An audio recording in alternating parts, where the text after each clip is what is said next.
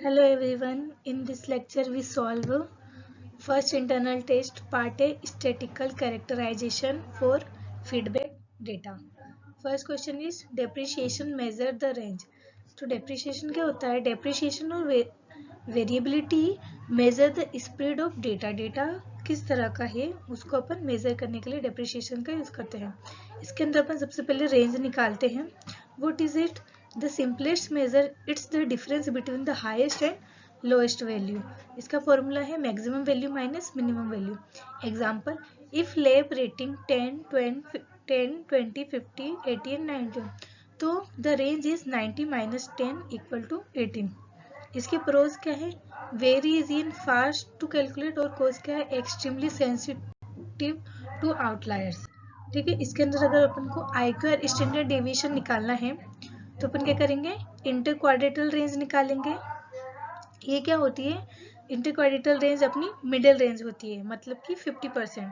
ठीक है. इसका फॉर्मूला होता है Q3 को अपन बोलते हैं 75% और Q1 को अपन बोलते हैं 25%. तो Q3% माइनस Q1%. इसके प्रोस क्या होते हैं? ये आउटलायर के लिए बेस्ट है. और इसके अंदर थर्ड पॉइंट होता है द स्टैंडर्डाइजेशन डेविएशन. इसको अपन वेरिएंस भी बोलते हैं. ये क्या होता है? The most common and powerful measure. It represent the average distance of any data point from the mean. Formula sigma equal square root of, ये मैंने यहाँ फॉर्मूला बनाया, sigma equal square root of sum of xi minus u की power 2 upon n. ठीक है. इसकी pros क्या है? Uses all data is very reliable. अब इसके अंदर अपन एक और चीज फाइंड करते हैं, efficient computation in large database. ठीक है. you do not pull millions of record into your program like Python. ठीक है. तो इसके अंदर अपन क्या करते हैं? SQL लगाते हैं. Modern database have built in aggregate function. Range और IQR का यूज करते हैं मिनिमम मैक्सिमम वैल्यू को निकालने के लिए, परसेंटाइल फंक्शन को निकालने के लिए. ठीक है. और standard deviation use standard deviation pop and variance pop. ठीक. बिग डेटा का यूज क्यों करते हैं? For billions of records parallel system use MapReduce to calculate sum, count and sum of square in parallels. Question number 2. Student feedback analysis. अपने को ये data दिया है, n की वैल्यू यहाँ पे कितनी है? 26 है और ये ऑर्डर डेटा है. ठीक है. इसके अंदर हम मीन रेटिंग निकालेंगे.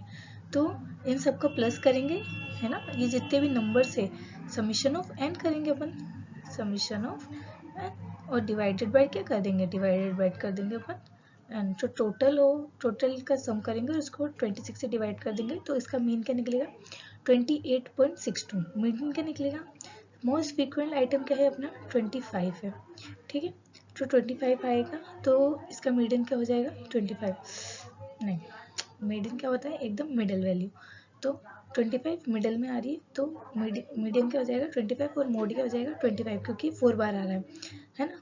अब मिड रेंज क्या होती है? मिड रेंज होती है अपनी lowest value plus highest value divided bye 2. तो lowest value plus highest value divided bye 2. तो अपना मिड रेंज क्या निकल जाएगा? 41.5. अब इसके अंदर अपन को आउटलायर्स एंड 5 नंबर समरीज निकालनी है. तो 5 नंबर समरी में आता है अपना मीन मीडियन मॉड.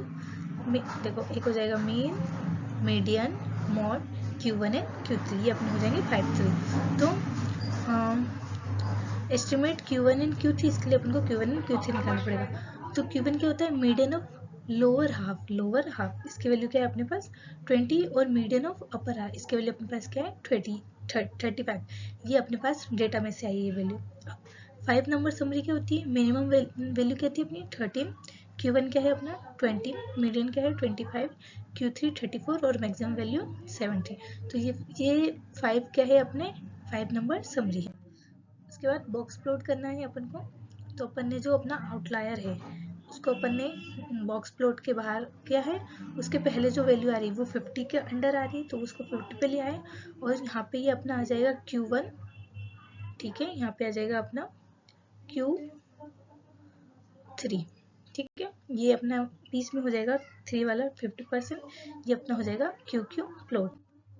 उसके बाद question number 3. Suppose student level infrastructure satisfaction scores are grouped into intervals with the following distribution. एक लैब है जिसका डाटा अपन को दिया है, ये ग्रुप डेटा है, इसको अपन को क्या करना है, सॉल्व करना है. स्कोर रेंज 1 to 5 कितनी फ्रिक्वेंसी है, 200. स्कोर रेंज 6 to 15 इसकी फ्रिक्वेंसी क्या है, 415.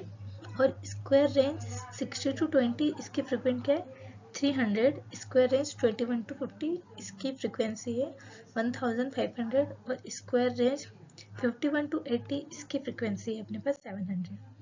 सबसे पहले 1 to 5 के अकॉर्डिंग अपन उसकी बाउंड्रीज निकाल लेंगे और उनकी फ्रिक्वेंसी निकाल लेंगे. ठीक है, सबकी फ्रिक्वेंसी निकालने के बाद अपन क्या करेंगे, फाइंड करेंगे मीडियन. तो जितने भी टोटल है इन सबको अपन क्या कर लेंगे, प्लस कर लेंगे और मीडियन की पोजीशन निकालेंगे. तो उसको 2 से डिवाइड कर देंगे. अब 1579 पे जो स्टूडेंट है उसकी जो वैल्यू है वो अपना क्या होगा, आंसर होगा. अब 1579 इन दोनों के बीच में ही होगी. ठीक है, तो अपन इसकी वैल्यू निकालेंगे. तो इसको डिवाइड बाई 2 करेंगे तो अपनी मीडियन क्लास क्या आ जाएगी, 21 माइनस 50. बाउंड्रीज क्या हो जाएगी, 20.5 से 50.5. तो अपनी लोअर लिस्ट वैल्यू आ जाएगी 20.5. फ्रीक्वेंसी बाउंड्री आ जाएगी 950 और मैक्सिमम वैल्यू आ जाएगी 1000 और वर्ड्स आ जाएंगे अपने 300. इसका मीडियन अपन निकालेंगे तो 20.5 plus position minus higher value divided by 1500. तो इसकी अप्रोक्सीमेट मीडियन स्कोर आ जाएगा 33.44. अब इसके अंदर now find age versus learning productivity data. ये अपन को एज दे दिया है और लर्निंग प्रोडक्टिविटी कितनी है उनकी, उसका डेटा अपन को दिया हुआ है. तो अपन को क्या निकालना है, इसमें स्टैटिक निकालना है एज का और प्रोडक्टिविटी का. एज का मीन निकाल लेंगे, मीडियन निकाल लेंगे और स्टैंडर्ड डेविएशन निकाल लेंगे. इसी तरह अपन प्रोडक्टिविटी का भी मीन निकाल लेंगे, मीडियन निकाल लेंगे और स्टैंडर्ड डेविएशन निकाल लेंगे. उसके बाद अपन यहाँ पे ये एज का हो जाएगा बॉक्स प्लॉट और ये हो जाएगा प्रोडक्टिविटी का बॉक्स प्लॉट. और scatter QQ plot, scatter QQ plot में अपन एक्स और वाई एक्सेस के अकॉर्डिंग अपने डेटा को रिप्रेजेंट करते हैं. So thank you everyone. We solve part A of first internal.